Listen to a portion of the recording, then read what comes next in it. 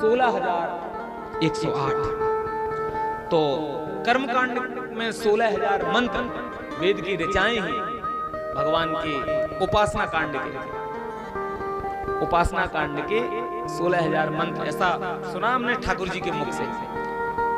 वो ही भगवान की रानी बनकर के उपासना का अर्थ समझते हो?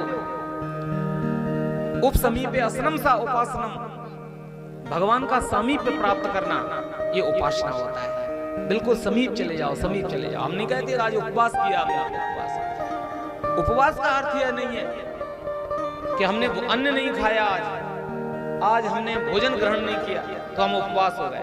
उपवास का अर्थ है, व्रत का अर्थ है प्रतिज्ञा, व्रत का अर्थ प्रतिज्ञा, उपवास का अर्थ है समीप भगवान का। ऐसी प्रतिज्ञा करो, ऐसी प्रतिज्ञा करो, ऐसा काम करो कि हम धीरे धीरे भगवान के समीप होते चले जाएं। नवरात्रि आए, नवरात्र उपवास किया हमने, तो हमें प्रयास करना चाहिए कि हम ऐसा कर्म करें। भाई देखो, भोजन छोड़ रहे हो, देखो अब यहाँ तो सब समझदार आदमी बैठे हैं और बुरा भी नहीं मानना चाहिए लोगों को। भोजन तो छोड़ रहे हैं, अन्न तो छोड़ रहे हैं, तंबाकू गुटखा छोड़ नहीं रहे, बीड़ी सिगरेट छोड़ नहीं रहे, लोग जवारे बह लेते हैं, मैया की आराधना करते हैं और उधर उत्सव मनाते हैं, इधर बोतल के ऊपर बोतल गटकाए चले जाते हैं। गजब की बात हो गई है। क्या मतलब?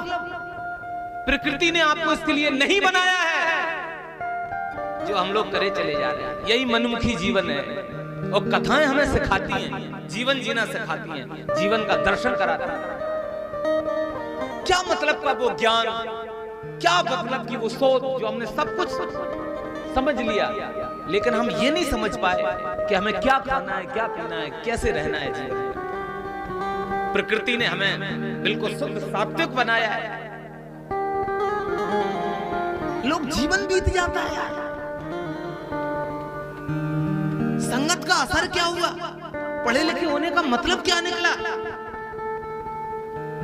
आपकी स्टाइल से, आपकी लाइफ स्टाइल से छोटे बच्चे क्या सीखेंगे?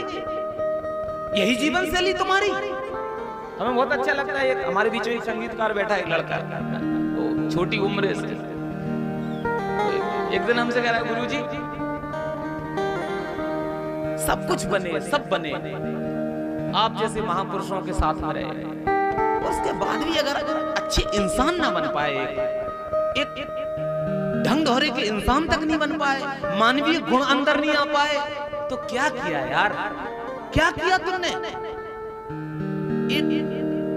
एक सरस्वती के साधक ने ये कहा, तो बड़ा अच्छा लगा मुझे कि सबसे पहले आदमी को, मानव है तो मानव कहने के आचरण भी उसमें आने चाहिए, मानवीय गुण उसके अंदर होना चाहिए, व्यवहार जगत में बल होना चाहिए। व्यवहार जगत के साथ साथ खान पान संयम नियम भी हमारा ऐसा होना चाहिए कि हमारी आने वाली पीढ़ी, हमारे छोटे लोग हमारे प्रवचन से ज्यादा आचरण से भी सीखें।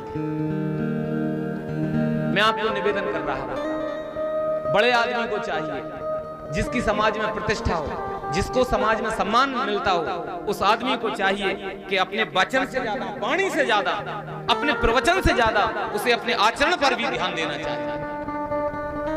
क्योंकि जैसा आचरण बड़े लोग करते हैं, छोटे लोग उसको प्रमाण मान लेते हैं।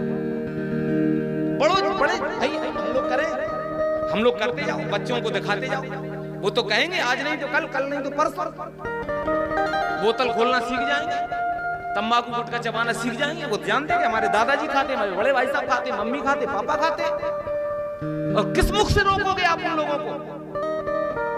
बुरा मत मान जाना भैया, आप सभी आप तो अच्छे हो, और एक बात बताओ, बुरा मान भी जाओगे तो हमारा क्या कर लोगे? 2 घंटे के और है। लेकिन अच्छा लगा आप मुस्कुरा के समर्थन कर रहे हो। आदमी को चाहिए, ऐसा कर्म करना चाहिए उसको कि उससे बहुत बढ़िया तिवारी जी, साधुवाद राजी। आदमी को सतत ये प्रयास करना चाहिए, जिसकी समाज में पूंछ हो, जिसको समाज में, देखो भैया यहाँ बहुत अच्छे श्रोता बैठे हैं, ज्ञानी लोग, हमारे यहाँ कसौटी पे कसा गया है, संत के लक्षण बताए, विद्वान के लक्षण बताए, वक्ता के भी लक्षण बताए। आप सुनने के लिए तो इकट्ठे हुए हो यहाँ पे, आपको कुछ अच्छा लगा हो इसलिए तो सब सुनने आए हो यहाँ पे। वक्ता कैसा होना चाहिए, वक्ता की क्या पहचान है? तो हमारे लिखा है कि सतेषु जायते सूरः, 100 आदमी बैठे हो, 100 में एक सूरवीर होगा। हर कोई सूरवीर नहीं होता है। सतेषु जायते सूरः सहस्रेषु च पंडिता, 1000 व्यक्ति बैठे हो, 1000 में एक पंडित होगा। अब आप कहोगे पंडित कौन?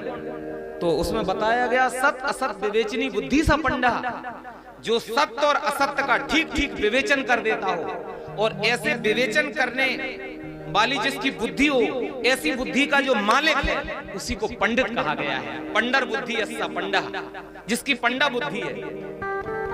पंडा बुद्धि का अर्थ जो सत्य और असत्य का ज्ञान जानता हो, सत्य और असत्य का विवेचन करता हो, जिसमें इतनी क्षमता हो जिसकी बुद्धि में कि वो बैरी और पुत्र में भेद नहीं जानता हो। अगर गलत पुत्र भी कर रहा तो उसकी बुद्धि में एक क्षमता हो कि वो पुत्र प्रेम से ऊपर उठ करके ये कहे कि ये गलत है, उसे पंडित कहा गया। सहस्रेषु च पंडिता, और वक्ता 10 सहस्रेषु, 10,000 आदमी बैठे हों, 10,000 में एक वक्ता होता है। आप कहोगे 10,000 में कैसे पहचाने कि ये वक्ता है? तो वक्ता की पहचान बताई गई। वक्ता के लिए बताया गया कि